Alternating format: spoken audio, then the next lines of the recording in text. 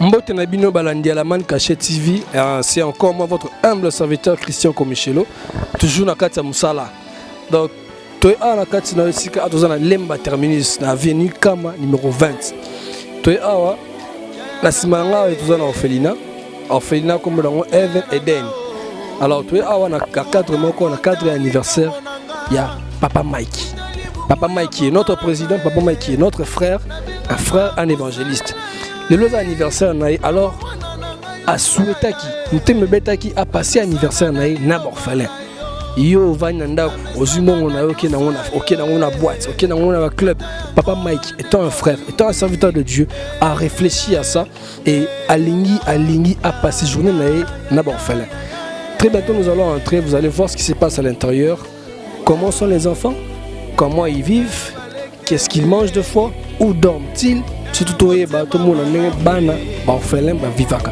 Alors assistez-nous, soyez là, connectés et branchés. Ti la souka la vidéo. Ozalaka kaka wana pene pene.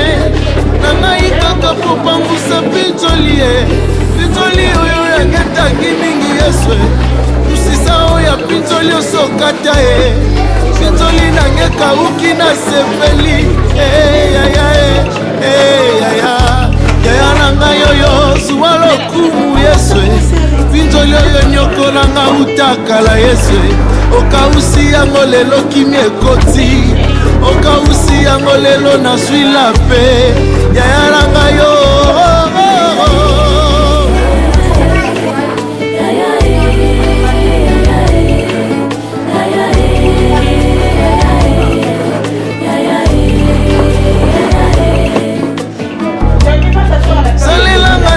Salela Daniele na libulu ya bakosi Yesue. Anima sauvage comme animal domestique. Pona kolakisa bokasi na yo. Salela ndengo salela estere. Mwana oyo kutazanga ta avoka. Kasi yo ndo bima avoka bomo ina ye. Mephibosheth kutazanga makolo. Azalaki delese na mokili oyo. Kasi yo sui epe opesi etina. Avandi na kiti ya bakonzi yeswe. Yaya nanga vrema yoza Yaya nanga vrema yoza finale. Yaya nanga vrema yoza solution. Namona sénateur à boyete. Avec la kaba problème sans profit. Akonvekanga te pona nimela ye. Pola muna yende sali na nimela ye.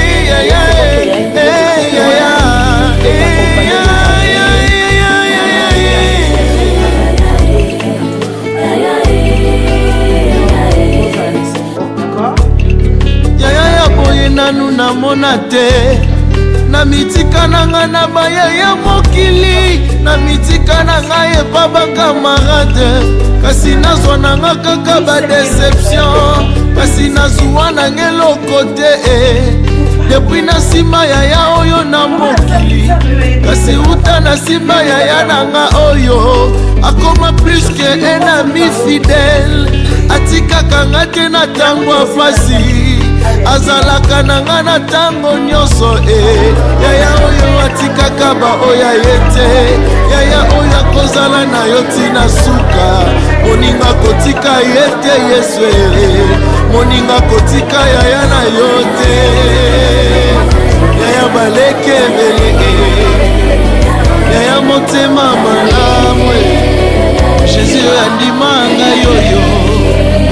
Jésus oyo motema kitoko. Voyez Mike et nous allons quitter devant. Et Mike, si vous pouvez passer. C'est un grand jour pour nous. Le Seigneur a ajouté une année de plus dans sa vie.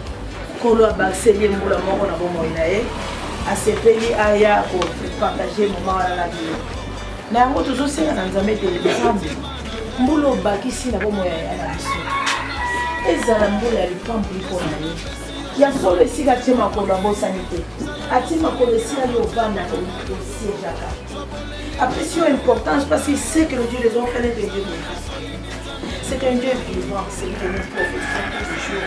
Nous sommes tous là comme ensemble et coloniaux. Donc ensemble on a toujours bon temps pour la mort à l'ipambo lipo na élévation. Et de nous sommes simba kata to les ensemble à bon faire ça la bonne moi.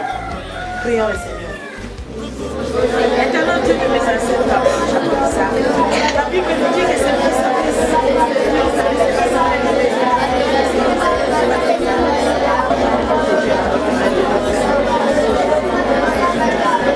Nous allons dédier cette prière plutôt à Yaya. On va chanter à l'occasion de son anniversaire. Hein?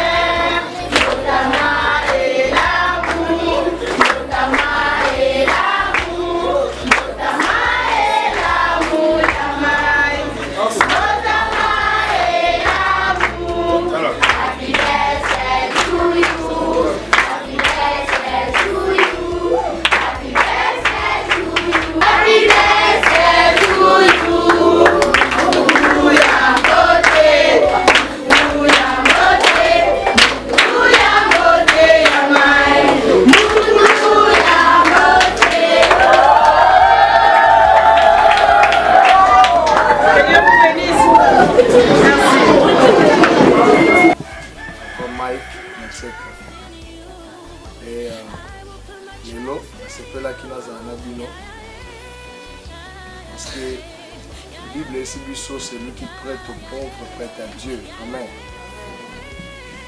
Orphelin, Nzamba orphelin, aza Nzambe oyo accomplisaka nyonso.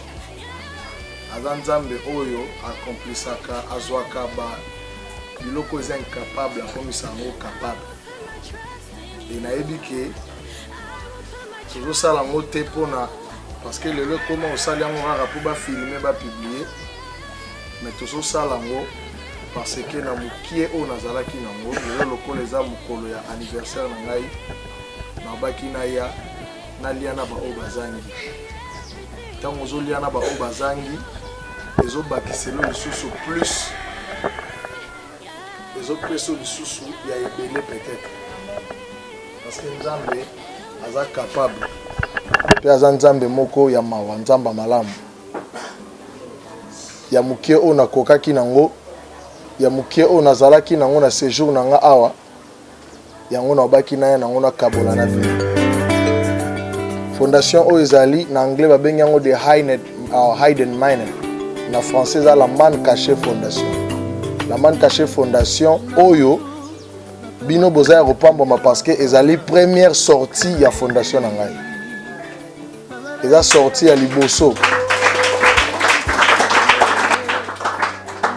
eza sorti ya liboso nde na obaki na ya nazala awa partir na bino nde Nzambe akofongola banzela ebele ya bafondation mosusu na baorphelina mosusu tokoyamba bino tokozala na bino na fin de l'année lisusu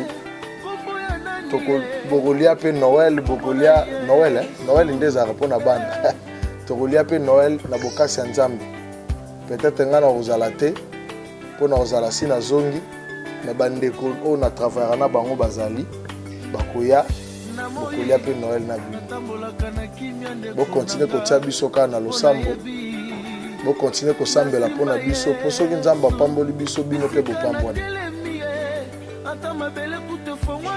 abite bandeko nanga mosusu Pona simba Yesu ata byozinga mwekwelinga ngai na bangelo kote pona yebiye na simba Yesu batime ya belelo kombo mosusu te kaka kombo yo kitoko kombo ya nanyango kombo na Yesu kombo na Yesu eza kitoko Kombo na Yesu epesi na kinya seko Kombo na Yesu ndelelo nazwi kinya na zuwa te Moninga salela Yesu yende kombo kitoko yaya Bazanga kobota bakoma kobota na kombo na Yesu Kombo na Yesu bakomi mapasa Bazanga misala basuwa misala na kombo ya yaya na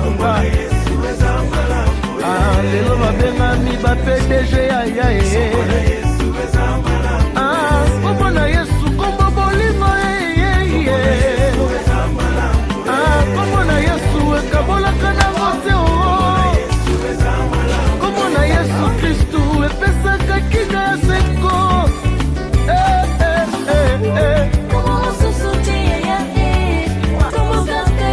Kombo kaka ya Yesu, kombo nani mosusu, kombo kaka ya Yesu.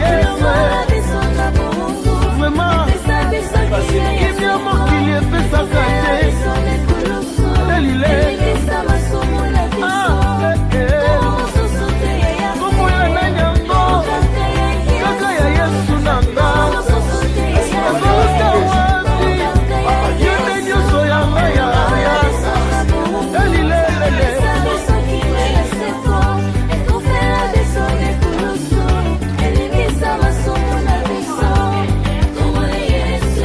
Kilo ya ya, kombo ne rabi, El Shaddai. Bolingo nanga ya kala, motema mabanzo nanga, ngana lela ye. Kombo ne na nyango, rabi nanga, elilelile, Yesu kitokwe. Batelinga mitambwe, balingisenga na kufa, balobi na kobonga te Yesu.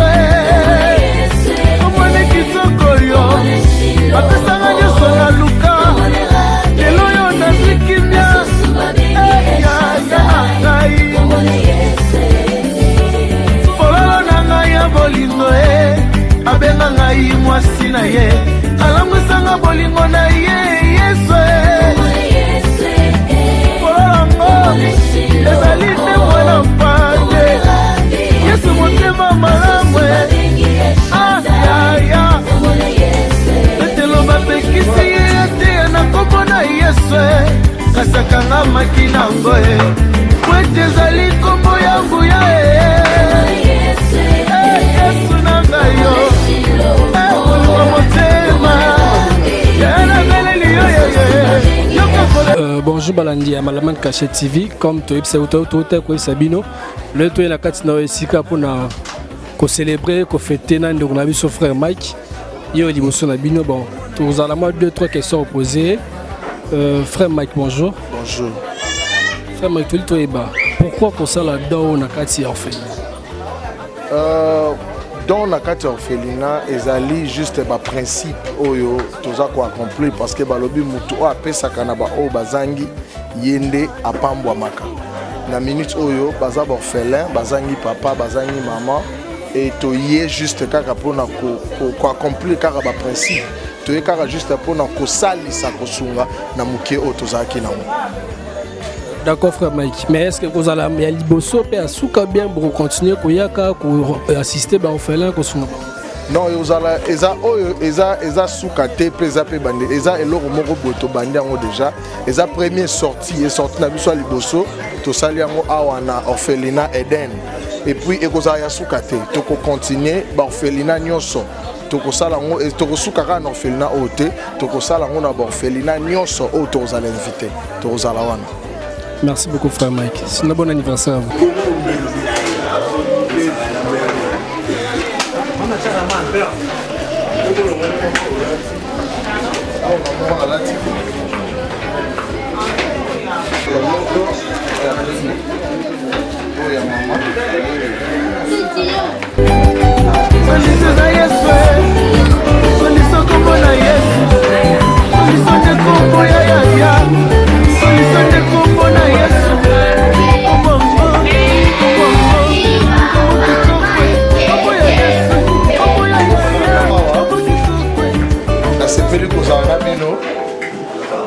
Sepeli komona bino, esalinga plaisir, esalinga bien.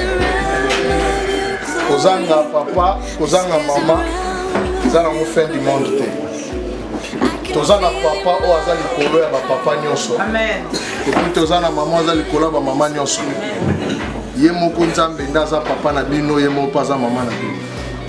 tomona pe misu bakufila bapapa bakufila bamama lelo mpe bakoma baprésident bao misu mpe bazali mpe bakoma badocteur bakoma baavocat bakoma banani eza de même avec vous aussi bino mpe bokontinue kovanda na sa makolo ya nzambe nzambe nde akopesa bino oyo ezangi koya na biso lelo eza suka te tokobanda koyaka na mokie tokozala nango tokobanda koya kopartage na bino botia biso na mabondeli nzambe abakisela biso ya ebele mpo toya kopartageaka na bino eza bongo te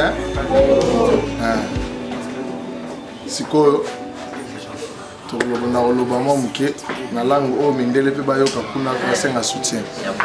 This is the hiding matter. I was just here to explain you guys that this is whatever we did, and I'm calling every single people who wants to come to help.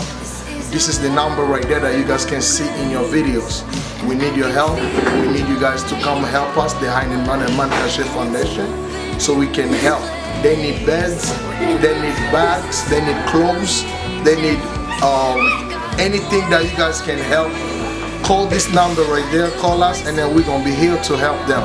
And then we're gonna be happy, and we're going to be happy to see everything you guys are doing for us. These kids need your help. These kids need food, these kids need clothes, these kids need everything you can help. We're gonna give it to them. Call La Man Caché and we'll come to you, or you guys, we're gonna give you the address. You guys will come over there to help us. The number will be +1 240 481 8758. Call us, we're going to help. God bless you. Yeah, merci pour la chance pour la vie. Au monde en embarrassé, ok? Vous avez le respect, vous avez la police.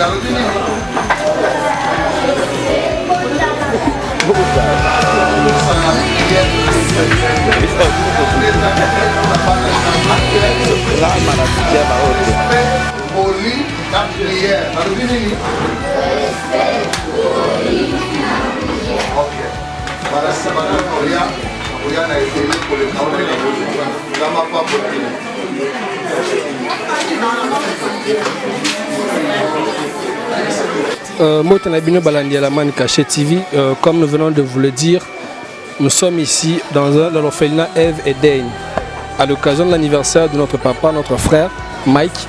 Alors nous sommes en présence de maman Esther, la maman, celle qui s'occupe des enfants, qui aura un mot à dire, qui va nous parler un peu de l'orphelinat. Je vais la poser 2 ou 3 questions.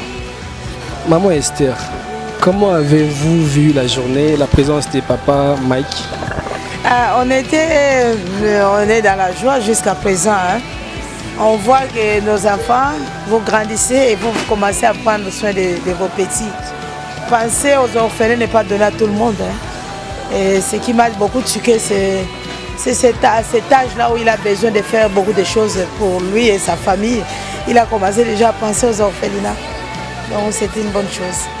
Merci beaucoup, Maman Esther. Maman, pouvez-vous nous dire quel genre de difficultés rencontrez-vous de fois à héberger les enfants? Les difficultés sont énormes. C'est comme en famille, j'ai toujours dit, dans la maison là où vous êtes, vous avez des difficultés, alors que vous avez 2-3 enfants. Et moi, j'en ai 67. C'est-à-dire qu'il y a beaucoup de difficultés, c'est à ce qui concerne la ration alimentaire, la scolarisation, la maison et tout. Il y a plein de difficultés, voilà. Merci beaucoup, maman. Un petit conseil à donner aux jeunes. Beaucoup d'entre eux ne savent pas quoi faire. Ils ont des fois les moyens, mais ils ne savent pas quoi faire avec. Quel genre de conseils pouvez-vous les donner? Je voulais dire ceci aux jeunes et à tout le monde qui nous suivons. Il faut suivre cet exemple. Venez avec ce que vous avez, avec le peu que vous avez, soutenez les orphelins. Moi, je peux dire que je suis votre témoignage. Le Seigneur m'a beaucoup sauvé à travers ce travail que j'ai fait. J'étais malade, il m'a guéri miraculeusement. J'ai passé des opérations chirurgicales. C'était vraiment un miracle pour moi d'être encore en vie. Et toi, qu'est-ce que tu attends? Au lieu d'aller gaspiller ton argent dans des clubs, dans des ceci, cela, vous êtes le premier pour soutenir, par exemple, nos musiciens. C'est bien, je ne dis pas que c'est mauvais, mais soutenez aussi les orphelinats. Nous sommes sur l'avenue Kama au numéro 20, avenue Kama numéro 20, Lemba, terminus. Notre contact est le 09 98 16 77 03. Il y a aussi le 081 01 92 196. Contribuez avec le peu que vous avez pour ce grand travail. Tous, nous serons jugés devant Dieu. Hein? Tu m'as vu nu, tu ne m'as pas habillé, tu m'as vu enfamé, tu ne m'as pas donné à manger. C'est le moment d'aider les orphelins. Parce que le père des orphelins est très exigeant. Il bénit seulement si tu t'approches de lui en faisant du bien. Donc c'est bien. Merci. Merci beaucoup, maman. Que Dieu vous bénisse, maman. Balandilaman Caché TV, Boyoki, Maluba maman, Boyoki pe conseil maman apesi. Namon nam oyozanango sunga ba orphelin. Nzambe waki likolo na so apesi yo pema, apesi pe bango pema akosunga yo et il fera de toi un homme, une femme demain. Que Dieu te bénisse. À plus.